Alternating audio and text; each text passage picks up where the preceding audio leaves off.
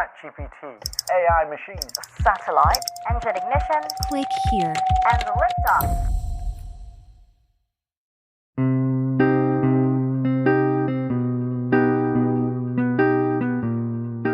From Recorded Future News and PRX, this is Click Here's Mic Drop, a longer listen to one of our favorite conversations of the week. I'm Dina Temple-Raston. Earlier this week, we told you how hard it still is to get everyone in the U.S. online. Today, we meet someone with a very different idea of how to do it. When you explain this at a dinner party, what's the metaphor you use that gets people to sort of nod along? Laser-based internet. The laser beams are the size of a chopstick, and they are pointing at literally a grain of rice several kilometers away. You can deliver internet at the speed of light, at the lowest possible latency, and at the cheapest possible way. I was going to say, you probably have dinner with a lot of engineers. Mahesh Krishnaswamy has been working on an internet that doesn't crawl through cables underground or snake across the ocean floor. Instead, it flies through the air on beams of light. And while it sounds like science fiction, it's really just a remix of older technology, one that comes with some surprisingly analog problems. Dozens of monkeys causing massive amounts of outages. And we couldn't even reach and fix this terminal because these monkeys are extremely territorial.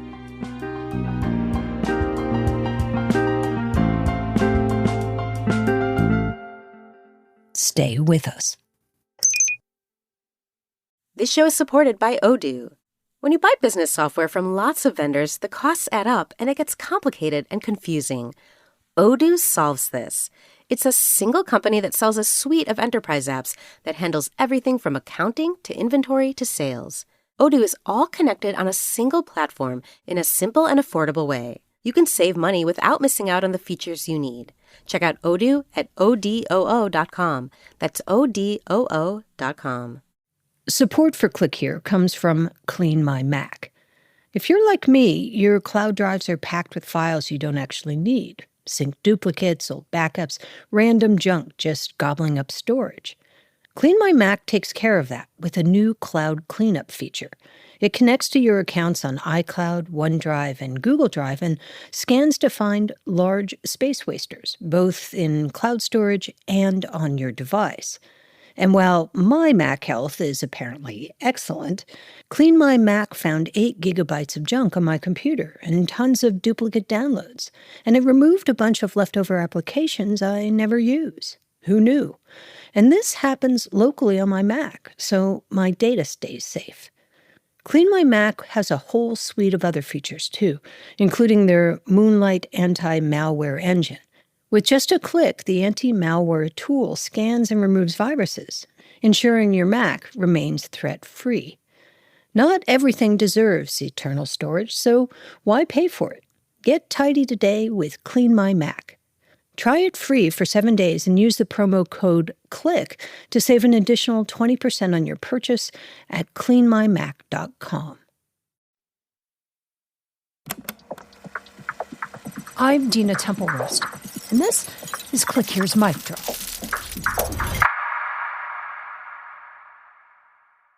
Mahesh Krishnaswamy didn't have the internet growing up in the 1980s. He lived in eastern India, in Chennai. In fact, it wasn't until he was a teenager that he actually experienced the World Wide Web firsthand. I had to save a lot of money to kind of get a seat at this internet cafe and get online using a very slow modem with all the funny noise of getting online. The pages took forever to load, but once the images loaded, I was fascinated by what I could actually see. Welcome. You've got mail. And what's the first thing a 16-year-old who gets to go on the internet looks up? Shopping was not on top of my mind. At that time, it was all about education and information and knowledge. Every click was a window onto the wider world, cities he'd never seen, universities he might one day attend. The internet became his atlas. He studied how to apply to college abroad, how to get a visa, and then followed the instructions step by step. Finally, he set off in the real world, by train, then bus, then cab, to the American consulate, and he got a visa. He rushed home to tell his parents. And I finally got my visa, only to find out that I'd lost my passport somewhere, either in the train ride or the bus ride, with a freshly stamped visa. So he begged for a new passport, got a new visa, and finally made it into the U.S. on a 36-hour flight to Michigan in the middle of winter. It's our pleasure to welcome you to Detroit. Please stay seated with your seatbelt fastened. But when he landed... all my luggage, which was all my belongings, I completely lost. Did you have a winter coat? I did not. It was in the luggage. Wow. And so that was kind of a rough ride to kind of come into the United States. But that's basically how I started to learn perseverance and entrepreneurship. Perseverance that carried him through a master's in electrical and computer engineering and through jobs at Motorola, Apple, and then Google. At Google, he joined the company's moonshot factory, where they cooked up ideas that seemed impossible. So Project Loon was a Google X project, which was working on using stratospheric balloons, twice the height of commercial airplanes, and they bring connectivity to places that don't have it, and it's like a floating cell tower. I was part of the Loon team and the leadership team trying to figure out how to make these balloons last longer, how do we make this technology work. And one of the ideas I had is like, what if we get to send balloons from the United States all the way to India? Unfortunately, that balloon never made it to Chennai. The closest it got to was to Sri Lanka, way far away from Chennai. And I got a call from my dad saying, like, this is how you're going to solve connectivity? Every trip home to Chennai, he saw the same frustrations. Slow internet, too many users, not enough bandwidth. We were literally fighting over a small USB connection in order to get online. And so I would have this heated argument with my dad about why is it so bad? And he challenged me, said, like, if you really are so passionate about this, why don't you do something about it? So he did. What if we use some of the technology that is used between these balloons? Like, what if we were to take that piece of technology and put it down on the ground? All you need is a pole and a bucket of concrete and then start connecting people. That was the beginning of Taara, beaming the internet to far corners of the earth with lasers. We use beams of light to transmit very high-speed data from one point to the other. Basically, we are able to transmit very high-speed data over the air. Fiber optic speed without the fiber. At first, even Mahesh didn't believe it could work. It was a really dumb idea, I thought, at the time, until I actually started to deploy some of these. When we come back, Mahesh has to prove his idea sooner than he expected. And he stumbles into the perils of wind, birds, and monkeys. We'll be right back.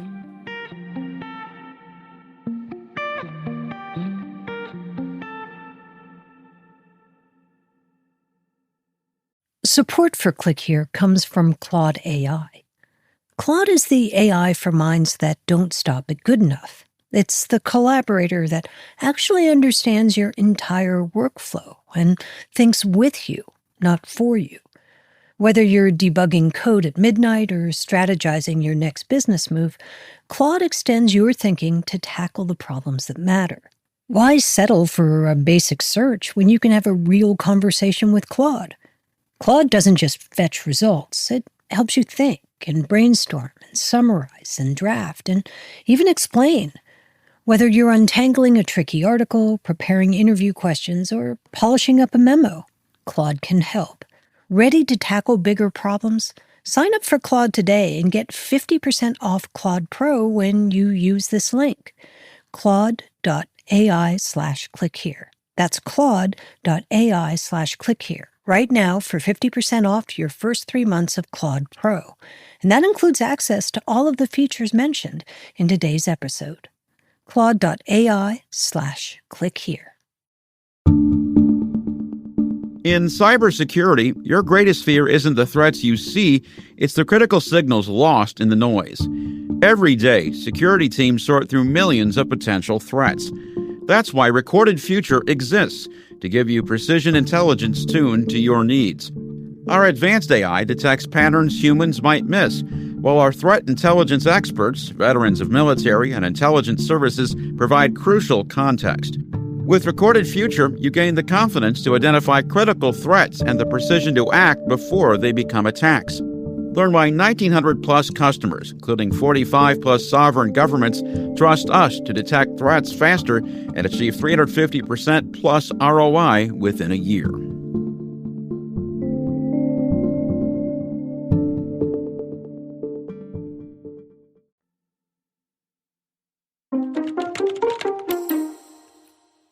So it's 2016. Mahesh was at a conference in India about to present Taara. Then the internet went down. I was in a conference room filled with execs, along with the chief minister of the seventh largest state.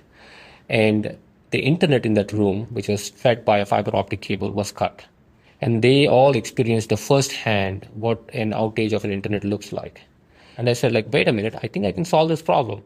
Because, as it turns out, Mahesh's team had been testing Taara nearby, beaming internet across a river. And that's when we turned on the link from one side of the river and beamed internet over to this conference room.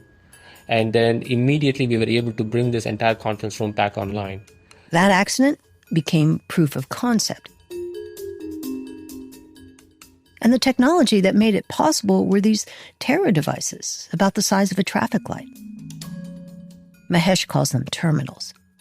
And all you do is take data from one side and you transmit it. The other side receives it, so they just need to be within watching distance. So they need to be roughly pointing to each other. And then the terminals have internal steering mechanisms and compensation mechanisms to lock onto each other the moment they see each other. Once the beams lock in, they hold. This wasn't a moonshot anymore. So Mahesh began testing Taara in places where the need was even more urgent. Puerto Rico after Hurricane Maria. Dark days in Puerto Rico expected to last months after Hurricane Maria ripped apart the island's entire power grid. We basically had no infrastructure left on the ground. All the fiber optic cables, all the radio antennas, everything was shot. We were able to relay and bring connectivity to a town, to a grocery store, to a university center, and the mayor's office. Then the Congo River. The only alternative for them was to run 400 miles of fiber from across another part where it's not as fast flowing. Instead of going through that entire process, we just put out a couple of links and we were able to connect two countries in just a matter of a few days. Today, Taara is live in more than a dozen countries, including the U.S. But competition is fierce. There's Starlink, there's fiber, and the old enemies of fog, wind, and monkeys. There was this one location in India where that turned out to be a big problem. There were dozens of monkeys which were swinging on the tower where we installed our terminal, causing massive amounts of outages. So how do you scale an internet that monkeys can unplug? Mahesh laughs, but the truth is, every outage, every monkey pushes them to improve.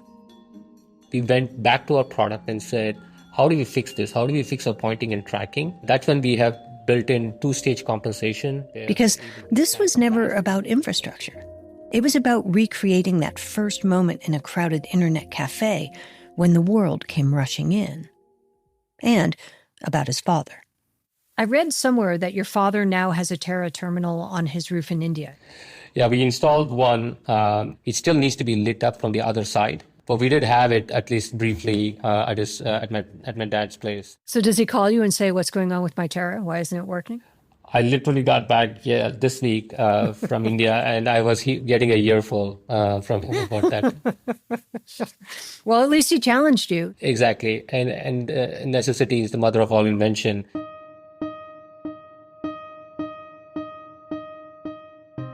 Fiber, satellites, lasers. Different routes on the same destination. And if Mahesh has anything to say about it, beams of light will soon be part of how the whole world comes online.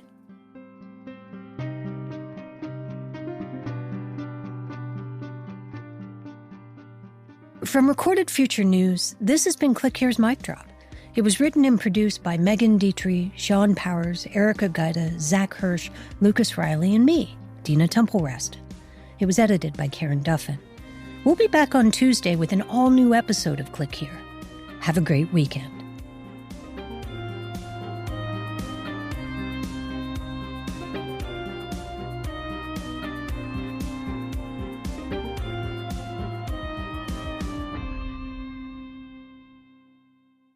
Looking for more of the cybersecurity and intelligence coverage you get on Click Here? Then check out our sister publication, The Record, from Recorded Future News. You'll get breaking cyber news from reporters in New York, Washington, London, and Kiev, among others. And you'll see for yourself why it attracts hundreds of thousands of page views every month. Just go to therecord.media.